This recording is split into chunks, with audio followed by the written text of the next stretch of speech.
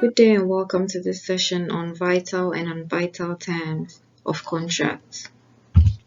By the end of this session, you should be able to distinguish between conditions and warranties, as well as explain the consequences of breach of condition and breach of warranty, and then finally distinguish or understand what intermediate or inanimate terms are.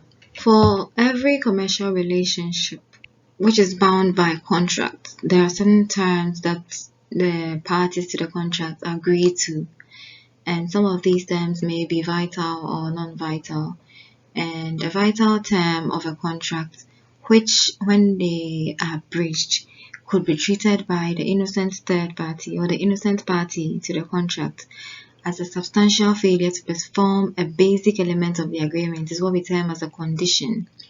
So condition is the very essential or significant part of the contract terms that play a key role in contract performance.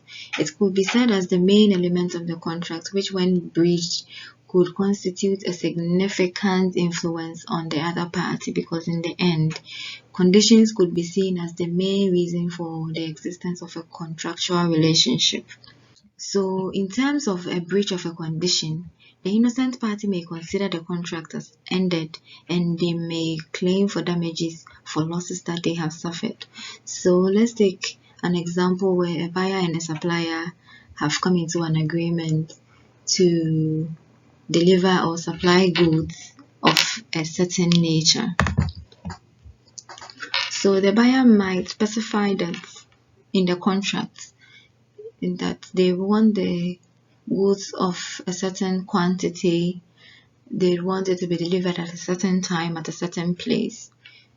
So it means that the fact that the buyer has specified these elements, and these elements form majority or major parts of the contract, if the buyer is unable to deliver the goods at the appropriate time and in the agreed upon quantity, because it forms a significant part of the contract, the buyer may treat it as a condition and therefore decide to sue the supplier for losses, in addition to ending the contract or seeing the contract as having come to an end, because in the end, it is the main element of the contract that has been breached.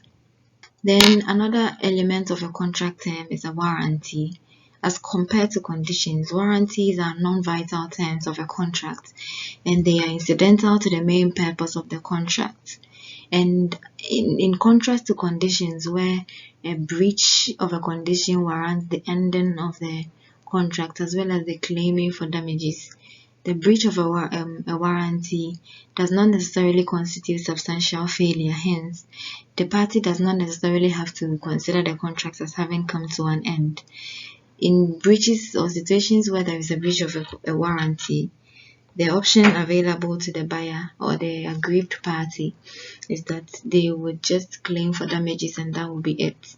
So a breach of a condition could be seen in circumstances where the buyer and supplier agree to exchange, or the supplier agrees to supply a given amount of goods, maybe 40 or 100 quantities or 100 units of an item to the buyer, and they would specify in the contract that the item will be packed in units of 50 boxes each, but the supplier fails to do so and the items get to the buyer in unit items, probably in a whole, and maybe this affects the packaging and the form in which the buyer expected the product to take.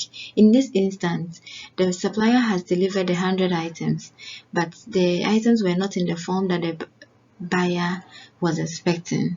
So the buyer cannot say that the contract should be ended abruptly because it's just a breach of a warranty.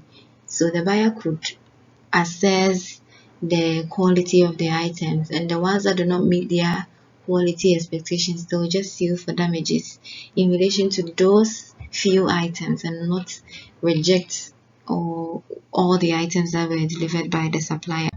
So a breach of a warranty does not end the contract, and hence the innocent party may claim for damages for breach, but they would not repudiate the contract or would not regard the contract as having come to an end. Then we move on to intermediate or innominate terms. As